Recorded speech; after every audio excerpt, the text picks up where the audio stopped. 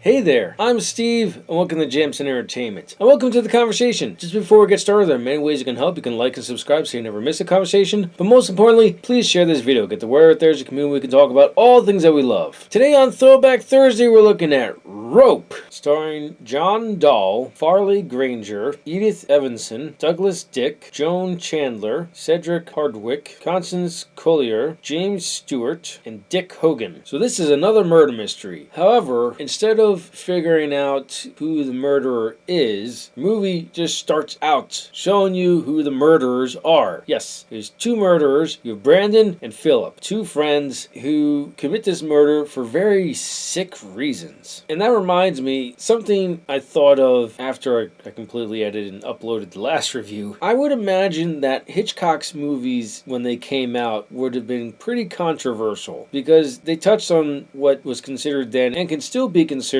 dark subjects. You have Saboteur, where the Nazis are sabotaging manufacturing plants. Then you have Shadow of a Doubt, where one of the main characters is a murderer. And now this one, where the two main characters are both murderers, and it's for a sick reason. That sick reason is they learn from their teacher and mentor in prep school that there are superior human beings and there are inferior human beings. The superior human beings are intellectuals and better men, in air quotes. And they should be able to seasonally kill people that they deem to be inferior. So basically, it's just the idea of genocide or eugenics.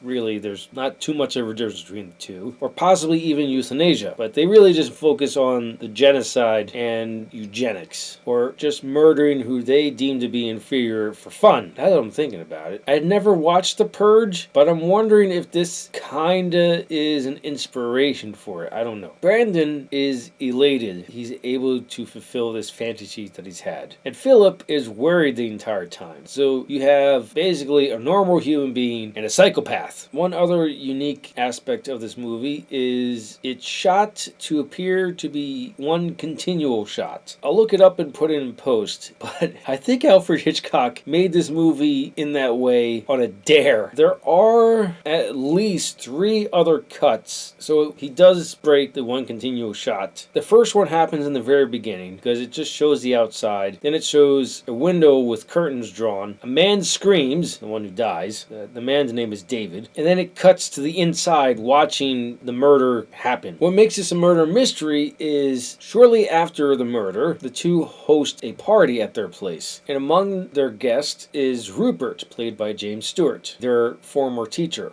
/ mentor. And he very quickly picks up on little clues here and there, and watching the behavior of Brandon and Philip. And once you see Rupert starting to put the pieces together, that's when the tension starts ratcheting up. And it makes you wonder what's going to happen. Aside from Rupert's part, the other guests are there, and Brandon's having fun in other ways because he invited over David's girlfriend and her ex-boyfriend. Brandon likes to mess with people. I mean, that's what psychopaths do, from my understanding. They have no empathy for anyone, just their own pleasure. And you can certainly see Brandon enjoying himself hosting this party, and you see him believing that he's pulled the wool over everyone's eyes, including his teachers. Meanwhile, Philip's more or less a wreck. He's just drinking and drinking. And the other characters start to wonder where David is, because among the guests is David's father, and I would believe his aunt, because his father's wife, which would be his mother, is sick, so he brings his sister-in-law, which only tells me that's his aunt. And Janet, his girlfriend, all start to wonder where David is. And Brandon and Philip try to come up with excuses. Well, part of the reason why Mr. Kentley, which is David's father, came over is there were a set of books he wanted to show him. They don't really go into detail about what the books are, why Mr. Kentley would be interested in them. They're just a Jamson to kind of showcase Brandon's arrogance, because he packages the books with the very rope that killed the man's son. Philip is mortified by this, but everyone's paying attention to everything but him, so he can be mortified fight on screen. Brandon is just enjoying playing everyone for a fool, and Rupert is just putting the pieces together. And it's just a really fun murder mystery, and it's kind of weird calling it a murder mystery because you know who done it. I kind of want to call it a reverse murder mystery, but I don't even know if that's the right terminology, or if a thriller is the right terminology. I don't know. Maybe there's a correct genre for this, or it's just Alfred Hitchcock.